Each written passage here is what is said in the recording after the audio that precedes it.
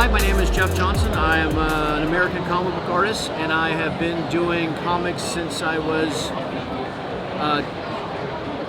5 years old. I started drawing at a very early age, and I became a professional comic book artist in high school, where I did a newspaper strip for my local newspaper, and I broke in at Marvel Comics in 1991. And my first book was a book called Wonder Man, which may or may not be a TV show sometime soon on the Disney Channel. Who knows? From there, I did Green Lantern and Batman and Superman and Spider-Man, and I've worked for Marvel, DC, Image, Dark Horse, and even briefly for Penthouse Comics.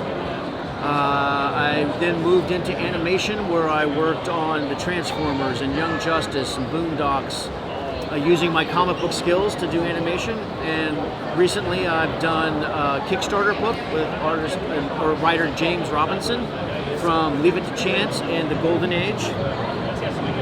I'm here in Stockholm at the comic book show, signing books and meeting fans, and just drawing and generally talking about comics.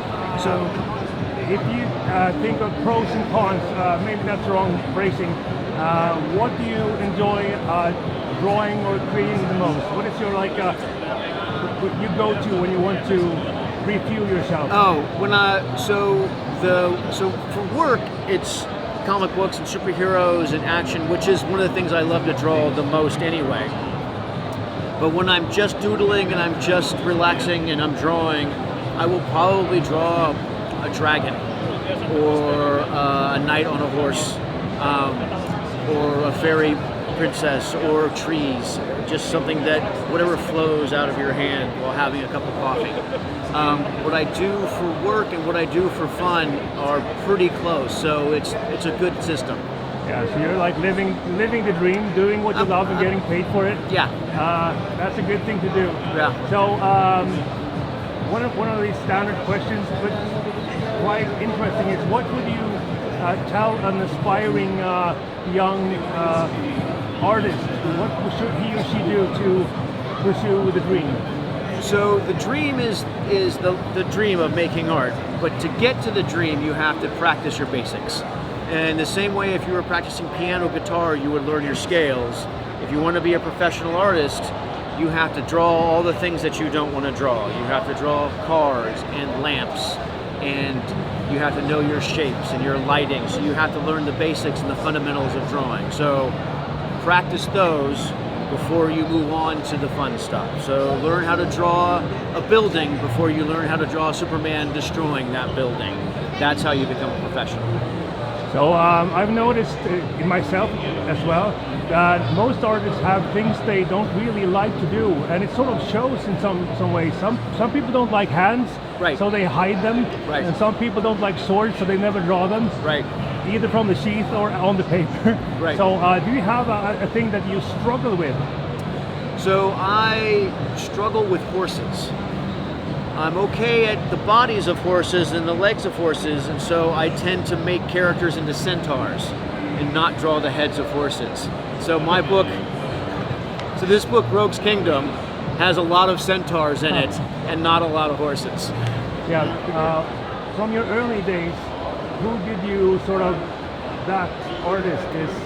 One of the first artists I really fell in love with as a child was Gil Kane, who drew Spider-Man and Superman, and then Al Williamson, who did a lot of cowboy stuff, and Agent X9, and did a lot of Star Wars work. Al Williamson is amazing. Obviously Frank Frazetta, John Buscema. One of my biggest influences was Hal Foster, the old Prince Valiant work. Fergie and Tintin, and so the classics, really. And then I studied also Bernd Hogarth for anatomy, and Michelangelo for anatomy, and so you study the masters. When it comes to comics, obviously Kirby. So yeah, John Romita Jr. and Senior. So all the John Byrne, George Perez, all the comics that you could get at 7-Eleven on the spinning rack. Those were my heroes. They drew your eye. What? They drew your eye. Oh, yes. Yeah. And the last question, I guess storytelling is today immensely diverse, from the movies, TV shows, comic books, the plain word, writing. Yes. When you go for inspiration, how do you go about doing that? How do you get inspired to get new ideas? So I read a lot. I watch a lot of anime. I watch movies. I watch television. I watch people. So inspiration is everywhere.